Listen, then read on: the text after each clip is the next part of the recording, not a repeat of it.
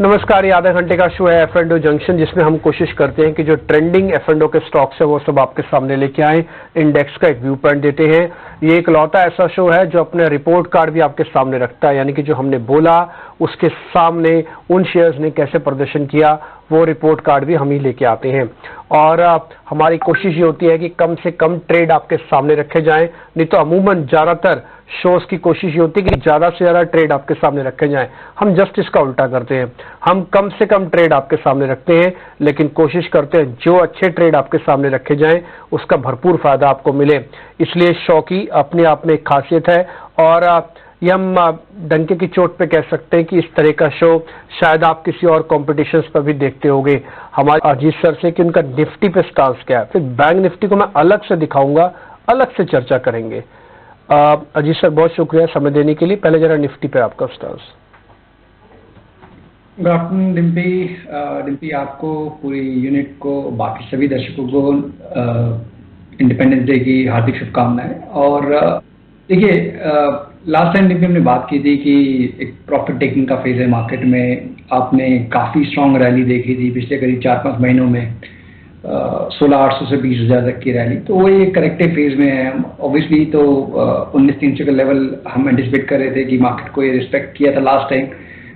उसको रीटेस्ट करने के बाद किस तरीके से मूव आती है, तो जैसे कि अभी आप दर्शकों का शेयर भी कर रहे थे कि 19,300 के नीचे आपके 50 डेज की एक्सपोनेंशियल मूविंग एवरेज थे, जिसको आज आपने टेस्ट कर लिया है। दूसरी इंपॉर्टेंट चीज ये रही डिम्पी की भी आप देख रहे हैं तो सारे सेक्टर साइड अलाइन नहीं है, मींस प्रेशर चारों तरफ से नहीं आ रहा है। तो अभी भी आप जैसे देखेंगे कि IT, pharma, metals, index measures में रिलायंस, ये अभी भी कहीं ना कहीं थोड़ा सा पॉजिटिविटी दे रहे हैं मार्केट को। तो मुझे लगता है कि अभी भी कोई एक डिसाइसिव मूव नहीं होगा, ग्राइंडिंग मूव ही होगा। जो डिक्लाइन भी होगा वो ग्रेजुअली होगा।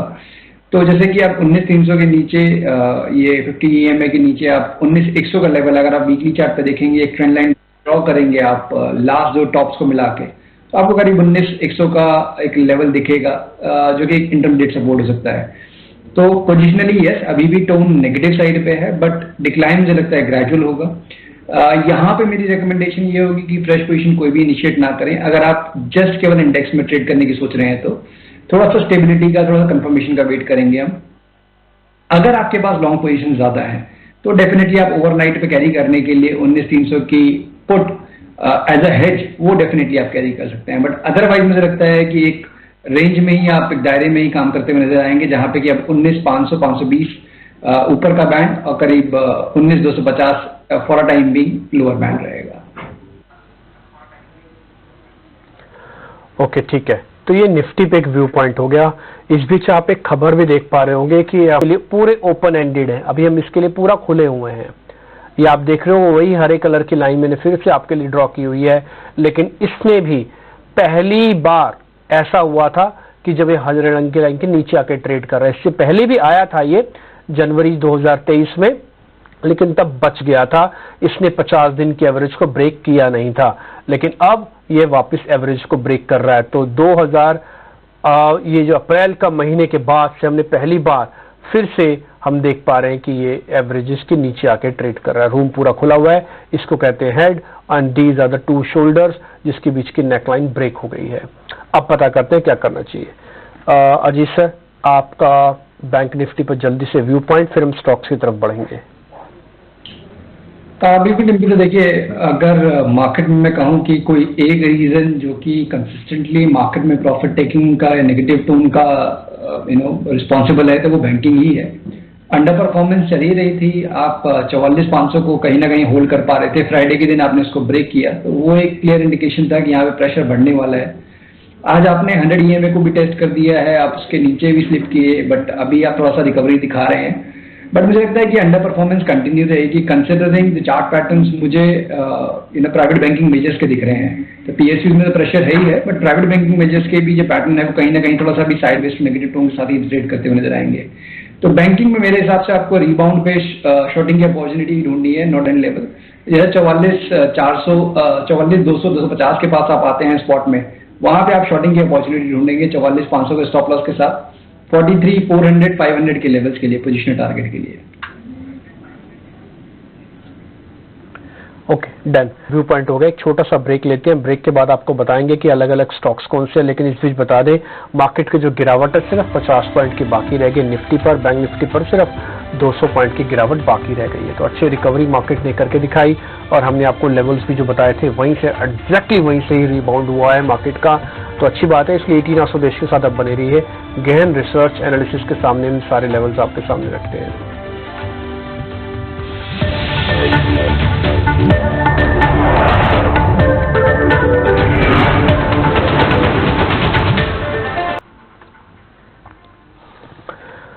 करीब 5.5% विक्स चला हुआ है, 44 पॉइंट की गिरावट है। ट्रेड को लेकर अभी थोड़ा सा रुकना चाहिए आपको। अगर आप कर चुके हैं तो फिर ठीक बात है, जैसे हमने आपको सुबह बताया था। अब सीधा स्टॉक्स पे आते हैं। पहले तेजी वाले शेयर आपकी स्क्रीन पर आएंगे, जल्दी से स्टॉक्स लेंगे आज।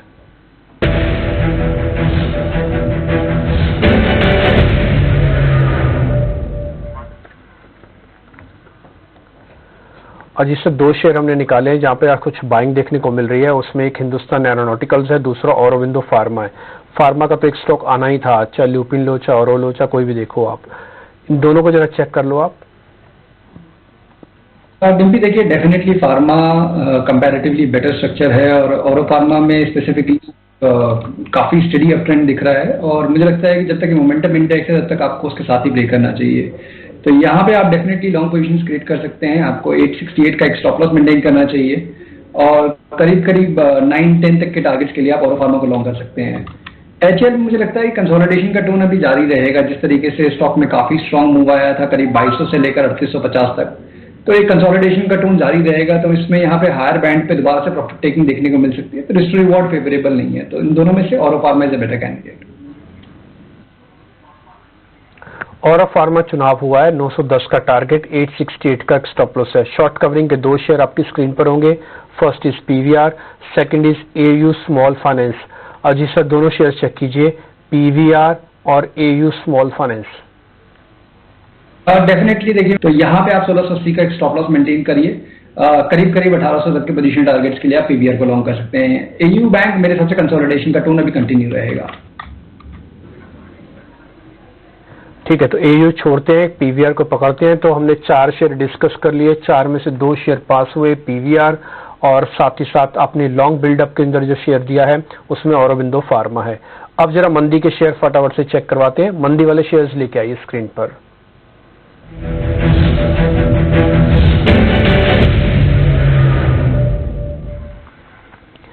सर, रिजल्ट्स खराब आने से मुथूट फाइनेंस और दूसरा नालको, दोनों शेयर्स कमजोर हैं।